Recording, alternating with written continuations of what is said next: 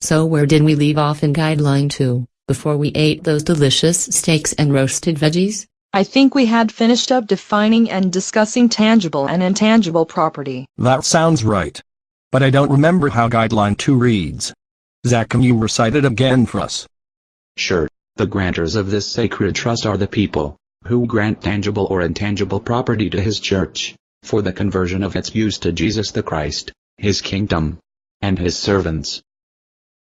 We all understand that his church is the office of sacred trust and not the congregation of laity people, right? I think we all understand that. We could say that there are two hands to the kingdom government, his church, which are the ministers, and his natural families. The laity families should in their natural status be estates, the right hand of government. I think we all see the difference between his church and the congregation of laity families. But what about the word, conversion? Can we discuss what it means? Sure. American Heritage Dictionary defines conversion as the act of converting, the state of being converted, a change in which one adopts a new religion, something that is changed from one use, function, or purpose to another. So when we give to the Christ what we were going to use for our own purposes, it is a burnt offering, and in that burning it's converted for Christ to use for his purposes. Our offerings or sacrifices are really not burnt by fire on a barbecue. The burning is a metaphor, meaning our control, or legal title of the property, is given up entirely. We give it up to Christ, and entrust a minister, his church, since we cannot hand our offerings to Christ directly. But the minister uses what is given for Christ's purposes. The last bit of the guideline reads, conversion of its use to Jesus the Christ, his kingdom and his servants. So what does his kingdom, and his servants mean? I think his kingdom would include all the people seeking to have the right to be ruled by God.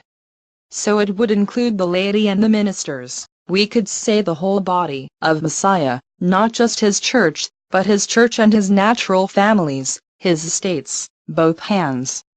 Didn't Jesus tell Peter, "Feed my sheep"?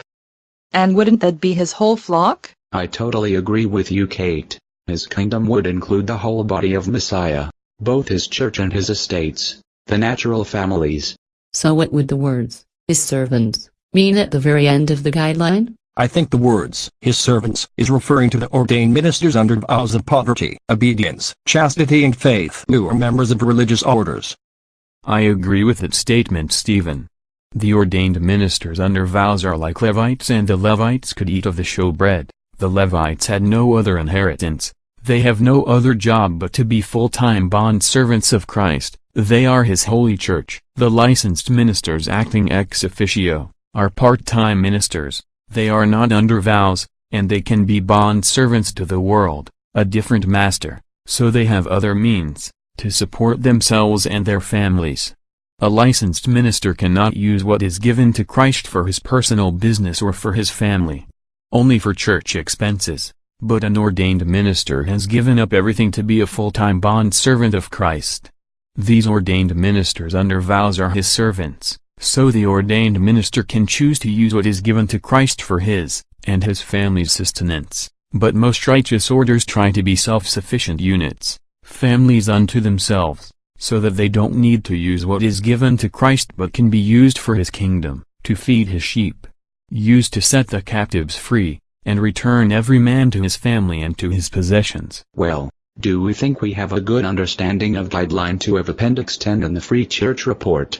I obviously can't speak for everyone else, but I think I have a good understanding of Guideline 2. I concur. I think we all have a pretty good understanding of Guideline 2. I'm good with Guideline 2. Me too. I feel good about Guideline 2 right now. I am sure if I have any questions we will all work together to find an answer. Well then, shall we call our congregational meeting to a close? Sounds good. And thanks, Joey and Kate, for the steaks.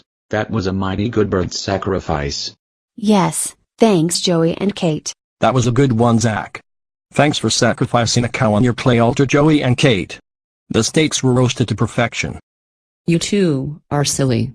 Thanks, Kate. Thanks, Joey. The food was great, the fellowship was great, the jokes, they were just okay. Shall we make plans to gather next week? You're all very welcome. I'm glad we were all able to make it today. We can call each other this week to figure out a good time to congregate to go over Guideline 3.